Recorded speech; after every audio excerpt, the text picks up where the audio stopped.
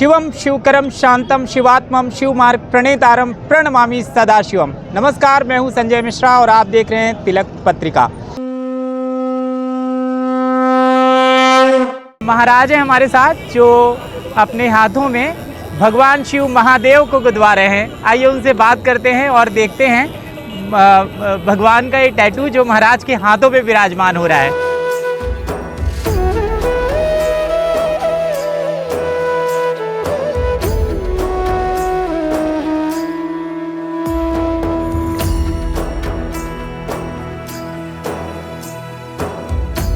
सबसे पहले तो महादेव को साक्षात अपने हाथों में गुदवा रहे हैं आप, एकदम धारण कर रहे हैं उनको।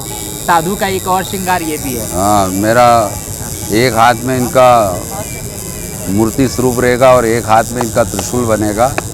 और मैं महादेव का ही, हम सन्यासी आराध्य होते हैं, तो हम सोचते हैं कि हम जब भी हाथ उठे नींद से और देखे तो हाथ पे भगवान शिव का दर्शन होता रहे, ऐसे भाव मेरे अंदर जागृत हुआ। तो मैंने सोचा कि टैटू बनवा लिया जाए और भगवान को हाथों पे विराजमान कर लिया जाए।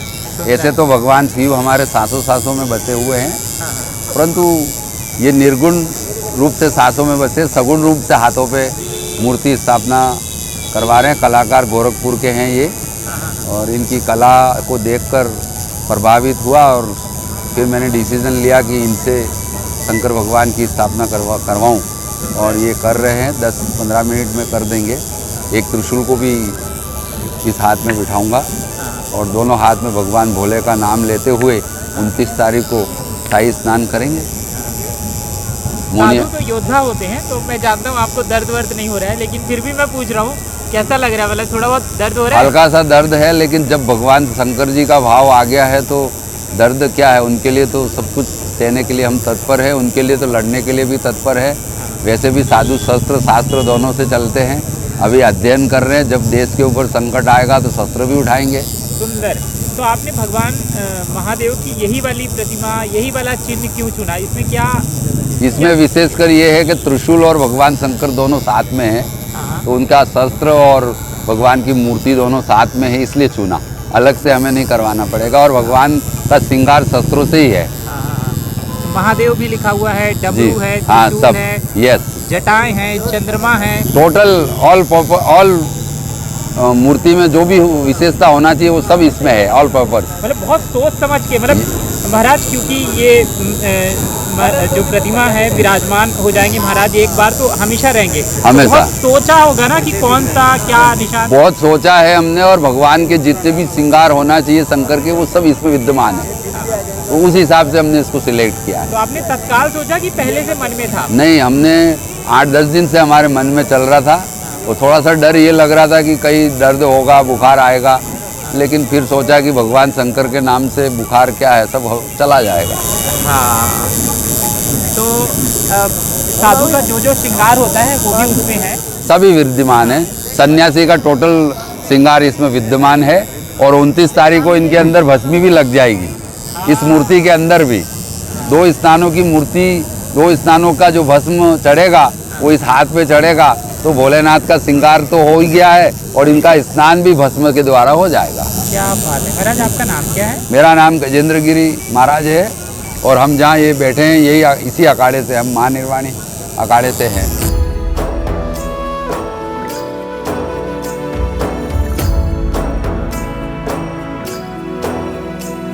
ठीक लग रही है मूर्ति? अरे बहुत सुंदर।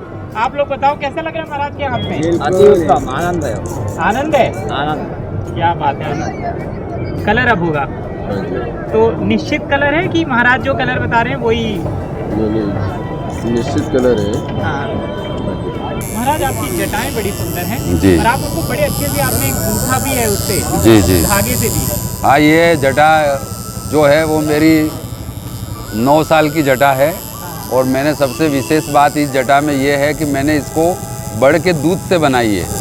बड़ के दूध से? हाँ, 6 महीने तक इसमें, जब छोटी सी इसको मैंने बनाना शुरू किया तो 6 महीने तक मैंने इसके अंदर बड़ का दूध लगाकर उसको बनाई, और फिर इसमें 6 महीने के बाद 6 महीने तक भस्म लगाया इसमें।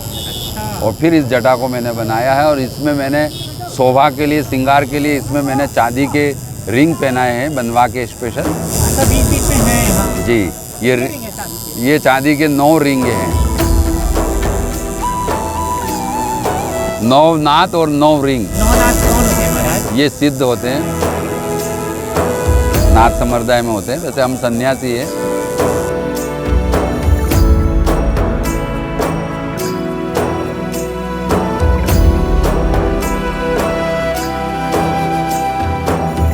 भस्म सबसे महत्वपूर्ण श्रृंगार होता है साधु का। भस्मी।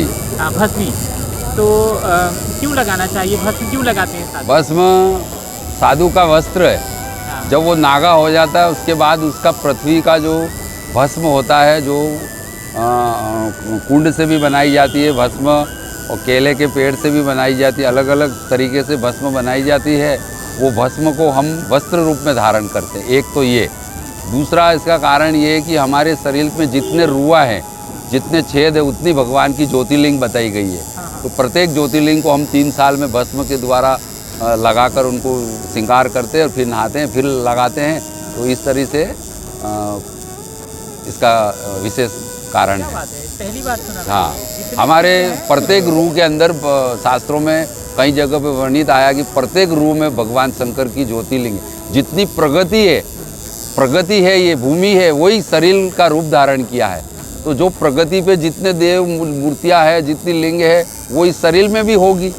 तो उनको रोज़ तो श्रृंगार किया नहीं जा सकता, इसलिए हर कुंभ के अंदर हम इसको भस्म धारण करके उनको लेप लगाते हैं और फिर स्नान करके उनको नहलाते हैं। हम बड़ा आनंद प्राप्त करते हैं। महाराज कहते हैं कि हर अमृत स्नान के पहले साधु खूब कसते हैं माँ गंगा को प्रसन्न करने के लिए, भगवान को, इष्ट को प्रसन्न करने के लिए, और इसलिए सजा जाता है। और मुझे लग रहा है कि ये जो श्रृंगार है या स्वरूप आप ले रहे हैं, ये उसी मौनी अमावस की तैयारी है। ये मौनी अमावस्या की तैयारी है। और मौनी अमावस्या मनु जी का पारकटे हुआ था। मनु जी सतरूपा, जो भगवान ब्रह्मा ने 2 शरीर के हिस्से किए थे, उसमें से मनु जी का पारकटे हुआ था और मनु जी से ही हम सब संतान हैं उनकी। तो इसलिए ये मौनी अमावस्या मनाई जाती है। विशेषकर ये 144 साल बाद ये कुंभ ऐसा आया है, इसलिए मौनी अमावस्या को लेके सभी संत बड़े प्रसन्न है और उत्साहित है। कड़े पे आते हैं। श्रृंगार का एक महत्वपूर्ण वो है कि कड़ा हाथों में, पैरों में घुंघरू वाले कड़े पहने जाते हैं। आपने भी बहुत सुंदर चांदी का कड़ा पहना है। चांदी का सूर्य भगवान को विराजमान किया है और स्वस्तिक और त्रिशूल भी धारण किया है इसके अंदर ही। ये त्रिशूल वाला कड़ा है। ये देखिए। अरे वाह! त्रिशूल है, सूर्य भगवान है, स्वास्तिक है, उसके ऊपर महादेव हैं, डमरू है, फिर त्रिशूल है, त्रिपुंड है, जटाएं हैं, चंद्र है, आधा चंद्रमा है, कुंडल हैं। आपने कुंडल भी पहना है जी। कुंडल का महत्व क्या है? कानों में कुंडल क्यों पहनते हैं?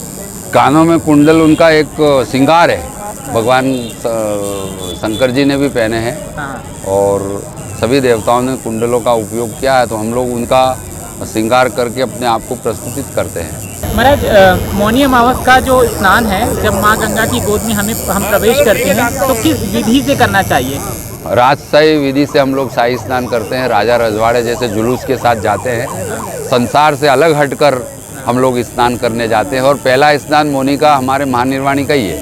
सुबह 4 बजे स्नान होगा। अच्छा, आप लोग सबसे पहले निकलते हैं? सबसे पहला स्नान हमारा आप कैसे, मतलब आप पैदल जाएंगे, घोड़े में? पैदल पे, घोड़े, ऊंट, हाथी। उस दिन आपका स्वरूप नागा का भस्म लगाए होगा कि कैसा होगा? नागा का होगा। क्या बात है। हाँ। तो आप सबसे आगे रहेंगे? आगे रहेंगे श्रृंगार करते हुए। अच्छा, सबसे आगे किन नागाओं को रखा जाता है? सबसे आगे गुरु महाराज के 2 भाले होते हैं, सूर्य भाला और चंद्र भाला।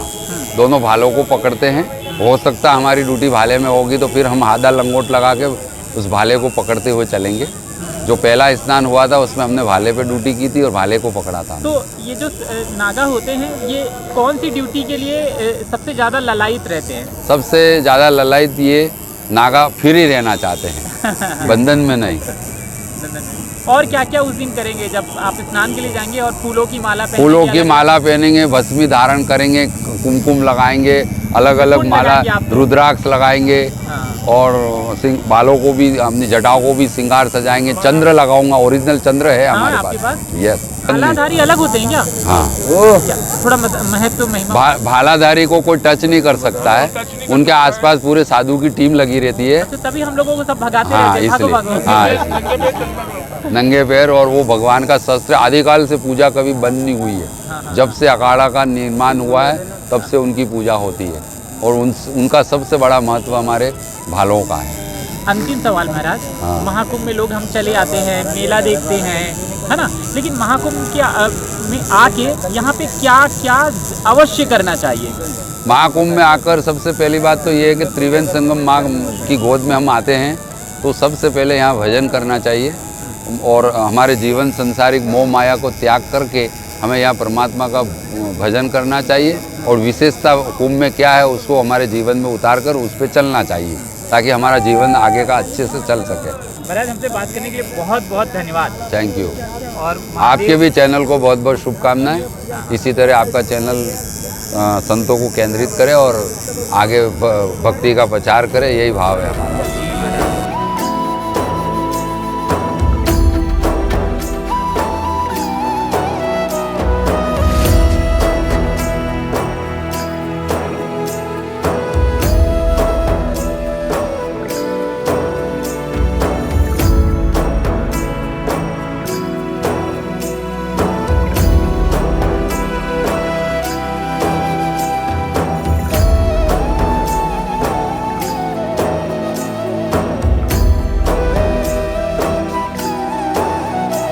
तिलक पत्रिका के लिए महाकुंभ मेला क्षेत्र प्रयागराज से संजय मिश्रा की रिपोर्ट।